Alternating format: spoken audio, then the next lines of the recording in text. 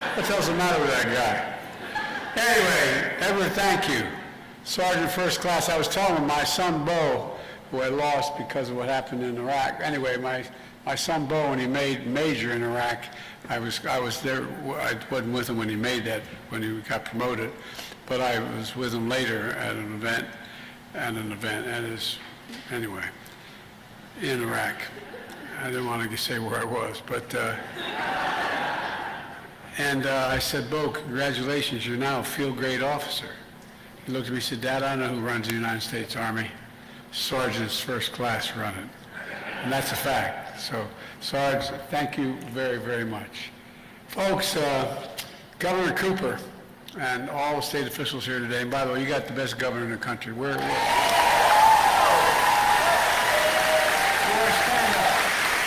Join me.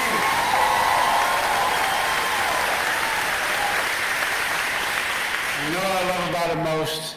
I mean this from the bottom of my heart. He has absolute, total integrity. Integrity.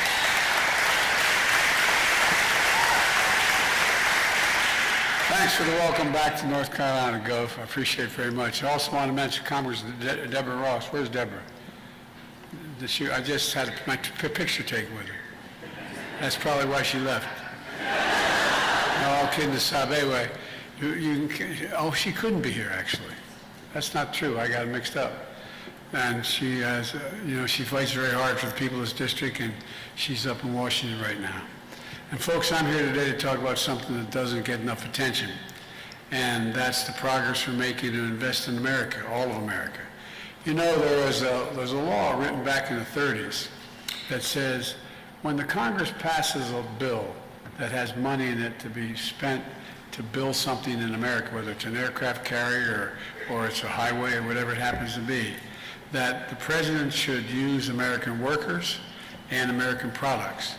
For the longest time, Democrats and Republican presidents didn't abide by that very much. But I do, because I want to make sure that we're making it in America, building in America with American products, and that's why we've created 14 million new jobs. Folks, bringing opportunity and hope to people and communities across this country. Let me give you one example of bringing high-speed internet to every person in America. Nearly a century ago, Franklin Delano Roosevelt signed the Rural Electrification Act, bringing electricity to every home and farm in America because it was in cities, but it wasn't in a lot of rural areas. Because electricity had become an essential part of modern life. So he wanted sure everyone had access to it. He was determined that no American should be left behind, no matter where they lived, whether in a big city or a rural area. Well, I tell you what, I made the same determination about our time, affordable, high-speed internet. It really is critical. It's just as essential today as electricity was a century ago. Who remembers, during the pandemic when schools were shut down, and the Sergeant First Class mentioned it, kids weren't able to attend school, so they go online. How many of you spent time in McDonald's parking lots tapping into their internet so you could do the homework with your kid? Look, think of all the workers who need internet to do their jobs when they're working from home. So many are working from home afterward. Small businesses need internet to reach more customers here at home and literally around the world. And our seniors are needed in connection with their doctors through telemedicine because they can't make it to the doctors in person. High-speed internet isn't a luxury anymore. It's an absolute necessity. It's an absolute, no, it really is. And yet, when I became president, around 24 million Americans didn't have access to affordable high-speed internet. And for millions more, their internet connection was limited or unreliable. That's why, as soon as I came into office, I took action with what we call the American Rescue Plan. And it included more than $25 billion to invest in affordable internet, high-speed internet all across America. A few months later, I signed a piece of legislation which many people didn't think we could get done, the bipartisan infrastructure law. A once-in-a-generation investment to rebuild America's infrastructure, our roads, our bridges, our railroads, our high-speed internet, all of it paid for. And look, our goal is to connect everyone in America to affordable, reliable, high-speed internet by the year 2030, everyone in America. Just like Franklin Roosevelt did a generation ago with electricity. I promise to be a president for all America, whether you voted for me or not. These investments help all Americans in red states and blue states as well. We're not leaving anybody behind. Look around North Carolina, and with the leadership of Governor Cooper, with the partnership of your governor, we've invested more than $3 billion to expand high-speed internet in every county across this state. $3 billion.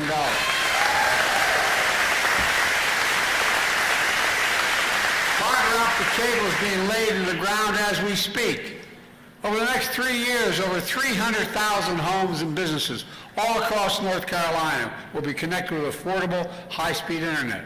And today I'm announcing another major step. We're investing another $82 million to connect 16,000 additional homes and businesses, bringing high-speed internet all across the state of North Carolina, from top to bottom. By the end of the decade, we're going to finish the job reaching all the remaining homes, schools, libraries, small business, healthcare facilities in North Carolina that don't have access to high-speed internet today. Let me say that again. Universal, high-speed internet in all of North Carolina by the end of this decade. By the end.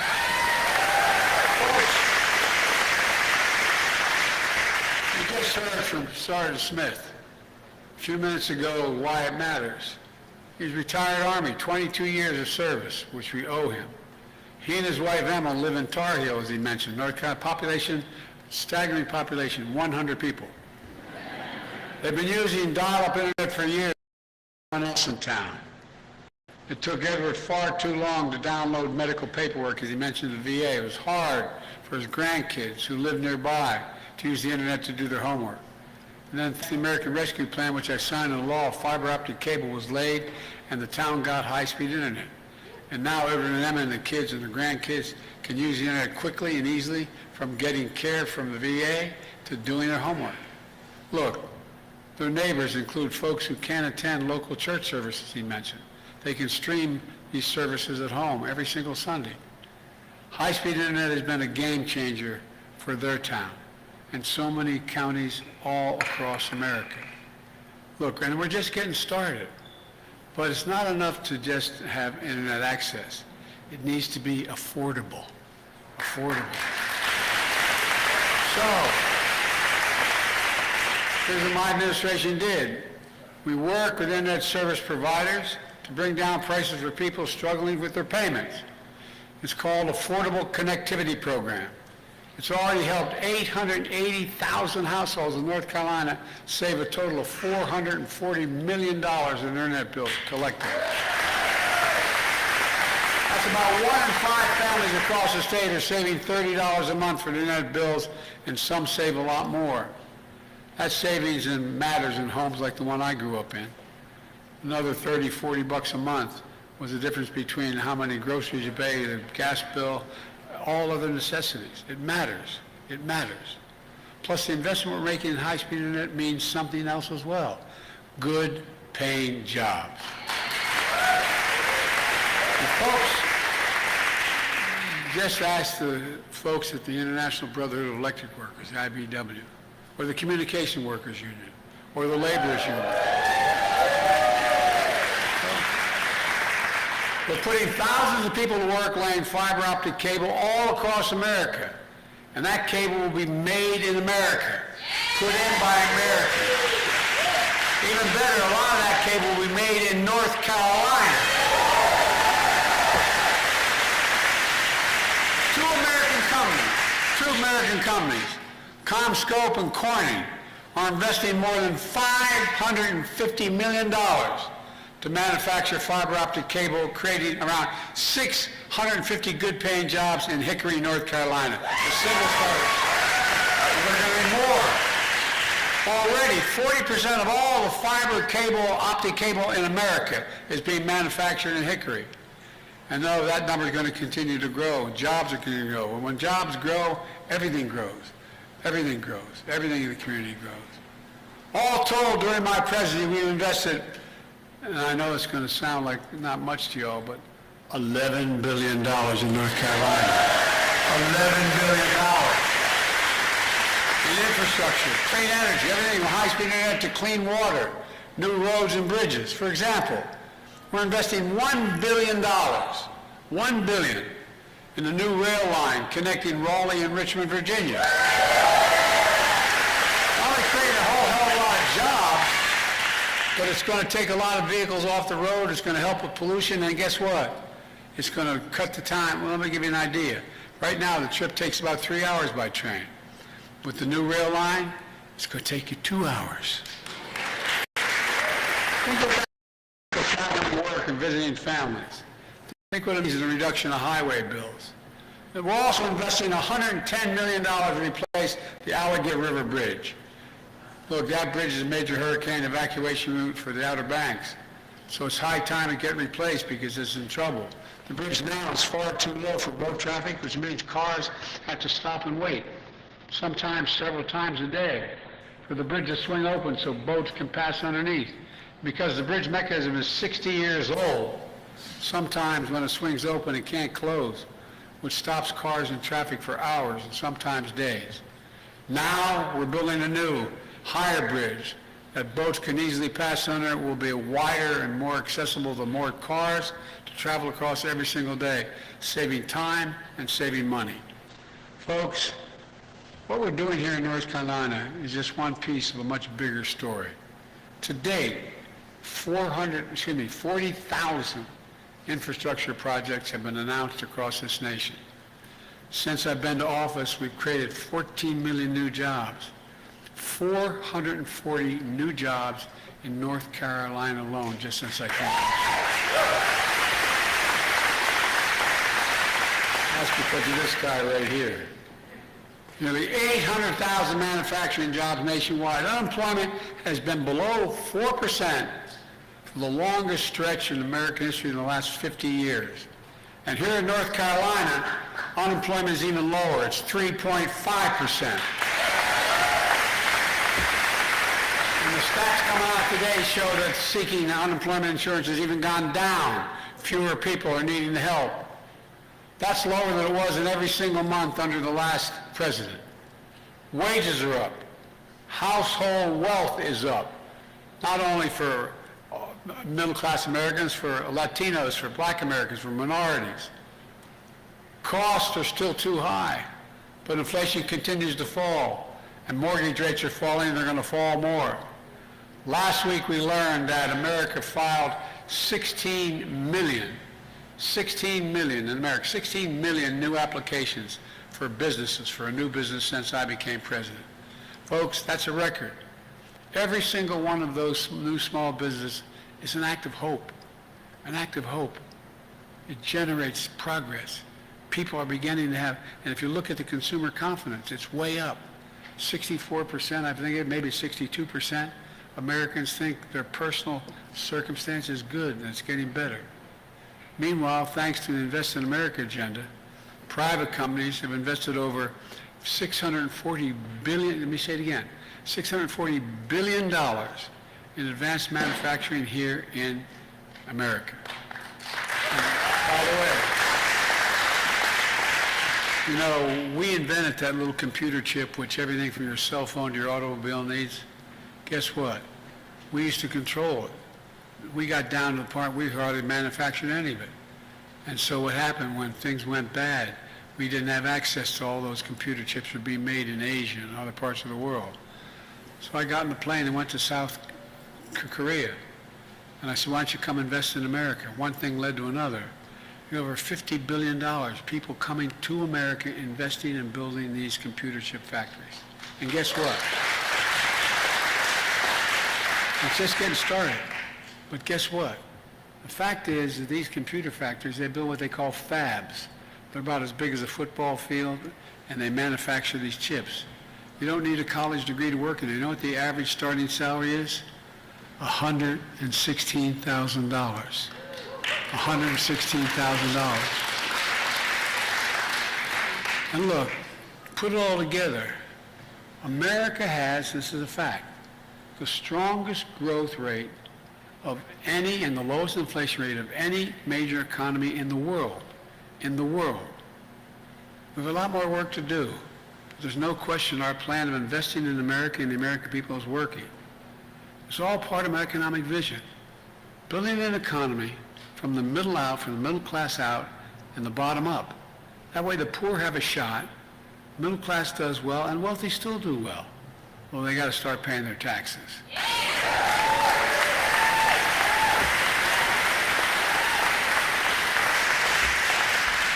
You know, I'm serious. I don't mean paying 60%. I mean just paying the top rate of 38%. Look, folks, you know how many billionaires we have in America today? 1,000.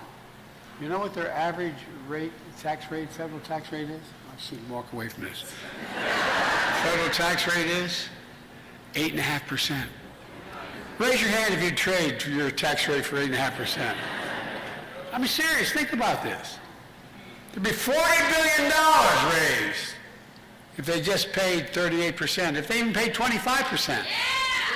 Folks, look, we all do well when the middle class does well and we grow. Everybody does well. You know, I'm so tired of trickle-down economics. I grew up in a family where not a lot trickled down on my dad's kitchen table. My dad was a hard-working guy. We weren't poor, but we lived in a three-bedroom split-level home with 4 kids and a grandpa. And, you know, we were fine. It was okay. But there wasn't anything left over. There was nothing left over. But now, a lot of middle-class folks are having enough leftovers they can do things. Our approach is a fundamental break from trickle-down economics, supercharged by my predecessor. My predecessor, everything was trickled down, but not a lot trickled. No, I'm serious. Which tax cuts for wealthy and big corporations, shipping goods overseas. How many people do you know in this state and other states? There was a factory in town that employed 300, 400 people. And all of a sudden you found that factory shipped overseas. Why was it shipped overseas? Cheaper labor costs. So we were shipping factories overseas and importing the product they made here. Well, guess what? We're doing the opposite. We're making it here, shipping the product overseas. I'm serious. And also that trickle-down shrank public investment in education, infrastructure and education, have hollowed out communities, clothing factories, leaving too many behind. And now, my predecessors like to say, America is a failing nation. In my faith, blessed be Father for his sin. I mean, come on. A failing nation. And by the way, Jerry wants to see the stock market crash because he does not want it now. We're doing well. He acknowledges by that we're doing pretty damn well economically and good and better. He wants to see the stock market crash. You know why? He doesn't want to be the next Herbert Hoover. As I told him, he's already Hoover. He's the only president to be president for 4 years and lose jobs, not gain any jobs. Come on, man. You know, some of the things he said, well, I don't get started. But look, frankly, to put it very politely, he doesn't know what he's talking about. Meanwhile, the vast majority of Republicans in Congress voted against our infrastructure law. We got enough to make it work, but 30-something, the vast majority voted against it. They all voted against all the other bills that I have. I mean, 100% voted against. And guess what? Whether it's Marjorie Taylor Greene or not, when these new projects come, they're welcoming to their state. They voted against it all. So I told them I'll be there for the groundbreaking with them. You know, look, what was mentioned as well. Look at where I fought my whole career. I've been around. I know I don't look it, but I've been around for a while. But all kidding aside, look, you know, I spent the bulk of my career as a senator trying to bring down the cost of prescription drugs. If you have a prescription from your doc and you take it to a pharmacy here in North Carolina or Wilmington, Delaware, where I'm from, or wherever, guess what? I can take that same prescription from you and go to Toronto, Canada, London, England, Rome, in Italy, anywhere around the world. And it'll be somewhere between 50% less and 70% less. How does that work? Why? Why isn't in America you're paying, we're paying $400 a month for insulin? You have diabetes. And in other places they're paying $35. Guess what? You're paying $35 now and it's going to go down even further. And by the way, $35, they're making 350% gain. It costs $10 to make it, $12 to package it. So come on, man. It's about time we start to be a little fair to ordinary people. When it comes to voting against infrastructure law, it doesn't stop many of our Republicans calling and saying, we need a project in my district. Now, what I haven't done is I haven't blocked projects in their districts because they're all Americans. The fact that they have a senator or a congressman that doesn't know what they're doing doesn't mean they should be denied. But it's okay. It's okay because I promise to be a president for all Americans. And I mean that sincerely. It's not hyperbole. I promise to be a president for all Americans. Like I said before, I told them all, see them at the groundbreaking. Let me close with this. When you see shovels in the ground, cranes in the sky, and people hard at work in these projects, I hope you feel pride in America.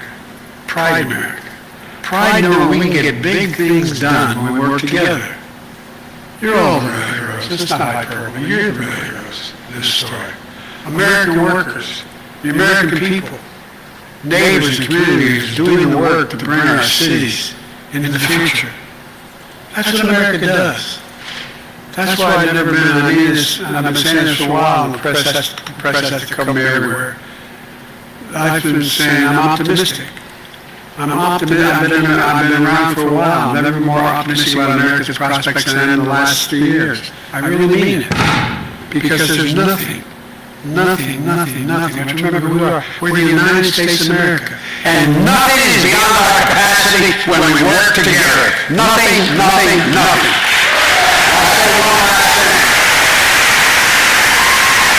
We're the only major company in the world that's come out of every crisis stronger than we went in. And that's what we're doing again today because of you. Thank you. May God bless you all. May God protect our troops. Thank you very much.